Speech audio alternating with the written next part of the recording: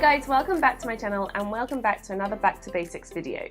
You may be thinking that this dessert isn't so basic, but I actually learned how to make this chocolate sponge mousse cake in my basic training at Le Cordon Bleu. And so I thought I'd share it on here just for something a little bit different. So it is a little bit more technical than my other back to basic recipes, but there's really no fancy ingredients involved. It's just a little bit of technique, and of course the dessert itself is absolutely delicious and really pretty to look at too. I'm going to start off by making the delicate chocolate sponge that is going to wrap itself around the chocolate mousse and hold it together for its support. This is a completely fatless sponge. Now, some people actually use a sponge like this to create cakes, but it is a totally different tasting sponge. It's very dry, which is why it works so well with the rich mousse. And if you were to use it for cakes, you'd have to do multiple layers of it and soak them, etc. So it's best to leave this sort of sponge to an entremet or a layered dessert such as this. It's not a basic sponge like the sponge I usually make for cakes, so there are a few extra steps involved. What I'm going to do first is sift the flour and cocoa powder together. Whenever you're using cocoa powder, it is important to sift it because usually the cocoa powder is lumpy and you want to get rid of all those lumps before you incorporate it into a sponge, especially this one because this is particularly delicate. And I'm just going to mix it around so the cocoa and flour are evenly distributed and set it to the side. So I am going to cheat a little bit in this back to basics recipe. I am going to use a mixer, but you can do this with a hand mixer. I just don't have one. And I'm going to make a basic meringue. So I'm going to add the egg whites to the mixing bowl and start whisking. And as the egg whites are whisking on a high to medium speed, and I'm going to slowly add the sugar. Now in the recipe you may notice that I have two separate amounts of sugars. This is the larger amount. So this is a basic technique of a meringue where you're just gradually adding the sugar as it starts to froth up. When it's frothed up a little bit more, add some more sugar in and keep going until the egg whites have become really light, fluffy and voluminous and all the sugar is incorporated inside. What you're looking for is a nice soft peak, but a meringue that still holds itself, like this. And that's the meringue done. In a separate bowl, I'm going to add the egg yolks and the smaller amount of sugar and beat them together vigorously with a whisk. When you're beating yolks, they still lighten up. Not as near as much as egg whites do, but still considerably. So again, you can do this with an electrical whisk, but I just did it with a regular one. And it does help to beat them in a larger bowl so you can incorporate as much air as possible. Once the yolks are nice and fluffy, it's time to incorporate the meringue and that flour and cocoa mix. But it's always good to do this in stages. I'm going to start off with a couple of spoonfuls of meringue and fold it through. It's really important to fold this mix rather than beat it vigorously because you don't want to knock out any of that air. And then go in with about half of the flour and cocoa powder and again fold that through. Once again with the meringue, it's always important to incorporate your ingredients gradually, especially if you're folding things through, otherwise the weight of all of those ingredients will again knock out the air and it will also make it harder for you to mix. Then the remaining of the flour and cocoa powder.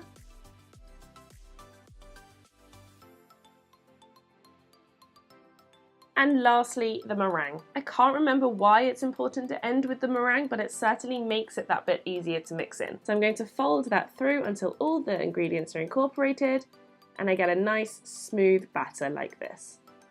So now it's time to pipe this sponge out. So I'm going to use this 15 centimeter or 6-inch ring. So what I've got is a piece of paper which is the same height of the ring because that is how high I want to pipe this sponge. So this is going to be my guide when I'm piping it out. I'm going to put it under this silicone mat. You can of course do this with baking paper too. I just find the sponge cake comes off really easily from these mats. And I now have this guide of where to pipe. So what I'm going to do is fill up a regular piping bag with the sponge mix. No need for a piping tip, I'm just going to cut off the end and start piping. So I'm going to pipe in a diagonal. Firstly, it looks nicer on the outside when the stripes of sponge are diagonal, and it's much easier doing this than piping straight. So it's actually a good way to cover up. So I'm just going to fill in the corner and then carry on all the way down the sheet until the whole strip is filled with the sponge. And you can see the shape of the piping of the sponge holds, which again adds to the effect to the outside of this cake. Once I've done the whole length of the tray, I'm going to pipe out a little bit extra because I know that the length of the tray isn't long enough for the circumference of the tin. So this is just going to give me a little bit extra sponge to fill in that gap.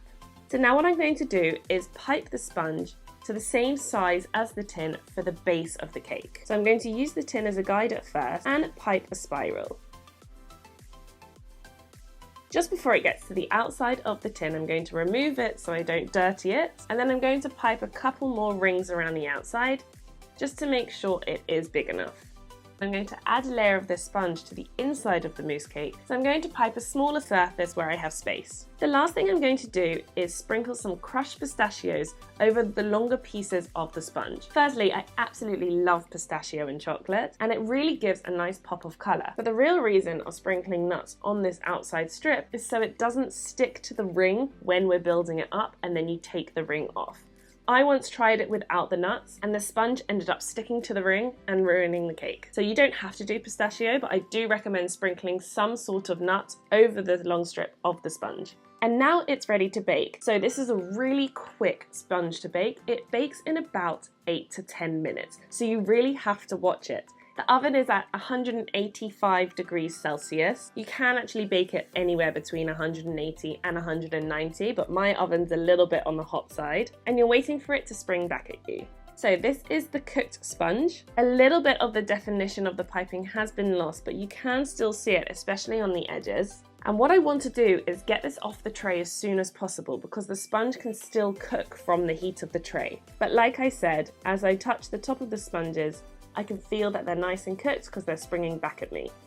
Once the sponges have cooled down, I'm going to flip the mat upside down and remove the sponge. Now, you can see how easy it comes away from the silicone mat. This is why I love using it.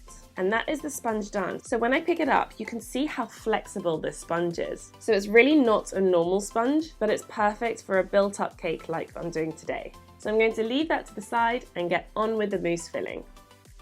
So once again, this is a little bit more technical than a regular chocolate mousse, and this is technically called a Bavarian Cream. It's very smooth and silky and rich of chocolate flavour, and it may contain some techniques that you haven't done before. What I'm going to do first is heat up the smaller amount of cream with half of the sugar until it's steaming. And while it's steaming, I'm going to whisk together the yolks and the rest of the sugar until it's nice and fluffy. Once again, I'm doing this just with a hand whisk. It's such a small amount, so it whisks up quite quickly.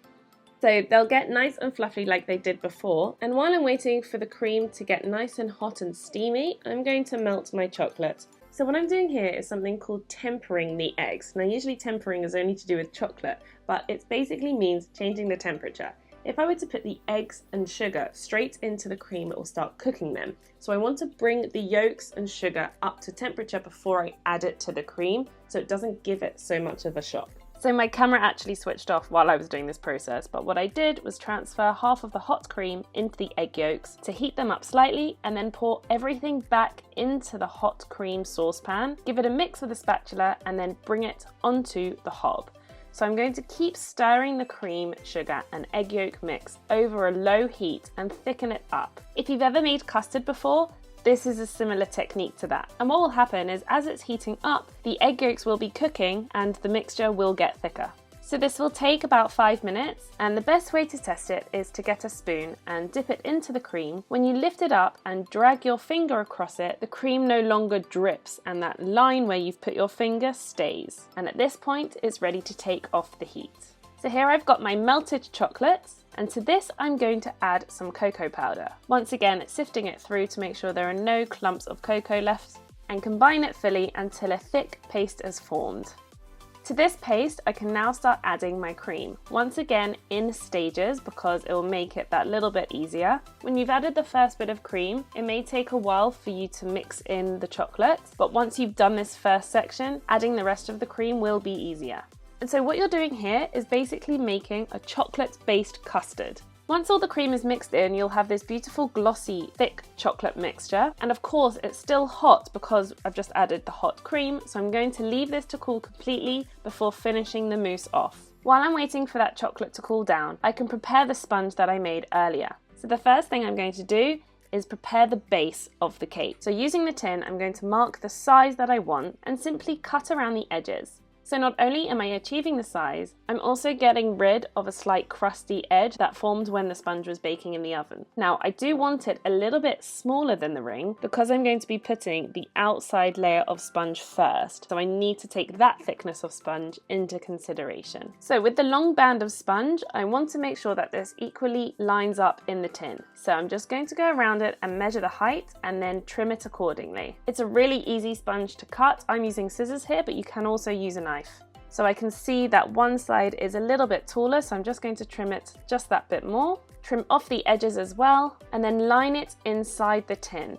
Now you can see I do have a gap as expected, which is why I made that bit of extra sponge. So I'm going to trim it to size, which will fill in that gap and make the sponge snug in the tin.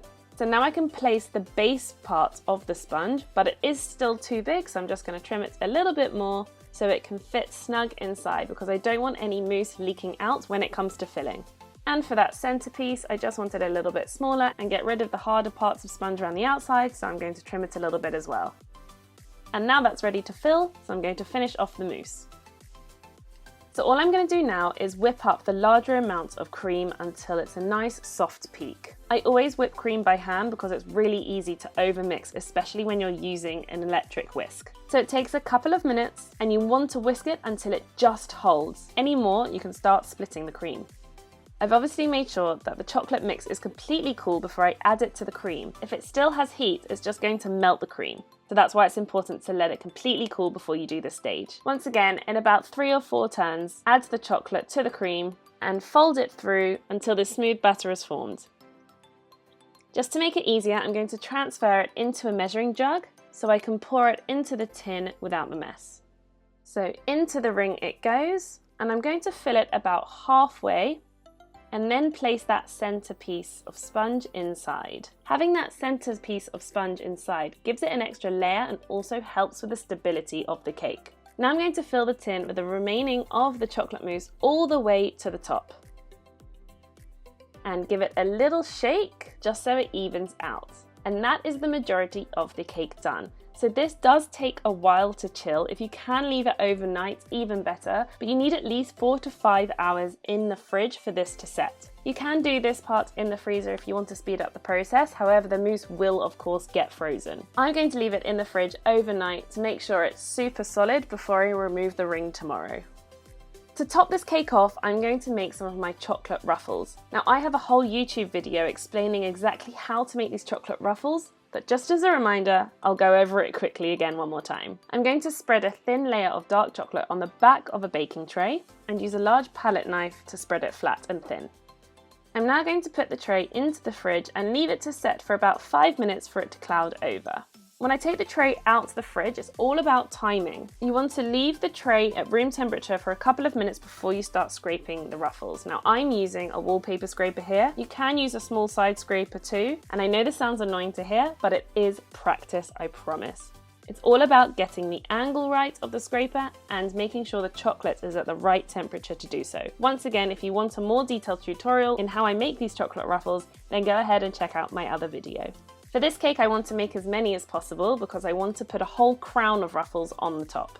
Once I finish the ruffles, I'm going to put this back in the fridge for them to set for a further 10 minutes. Putting them back in the fridge almost tempers the ruffles, and now I can hold them with my hand. What I've got here is some edible gold dust and a large brush, and I'm going to dust them with a thin layer of gold, which really enhances the shape of these ruffles and takes the decoration of this cake to another level.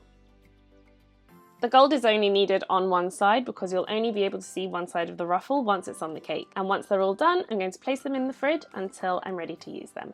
So the moment of truth, I'm going to now remove the tin from the cake and hopefully it will come off extremely easily, which it did. And you can see that there's no sponge stuck to the tin because of those pistachios. And now it's time to decorate. By all means, if you don't want to go to the trouble of making those chocolate ruffles, then get a little bit of fruit and place on the top, and there you already have an amazing looking dessert. But seeing as I've made the ruffles, I'm going to create a crown. So first I'm going to place a layer of ruffles around the edge of the cake, and then start building my way up. Because the mousse on the inside is still soft enough for the ruffles to stick to, I don't need to add any buttercream or more mousse to apply these ruffles. I can just place them on and almost squash them into the center a little bit to hold. Just a couple more in the center and make sure that they're all positioned in a nice circular shape, and that is the cake done. So not so basic looking, but this is a great dessert if you want to try out some new techniques. Of course, leave this mousse cake in the fridge until you are serving, and it is best served cold, but because it has set so nicely, you can slice it as if it is a cake. And once again, you can see that piece of cake in the inside, which gives another texture when you're eating it too.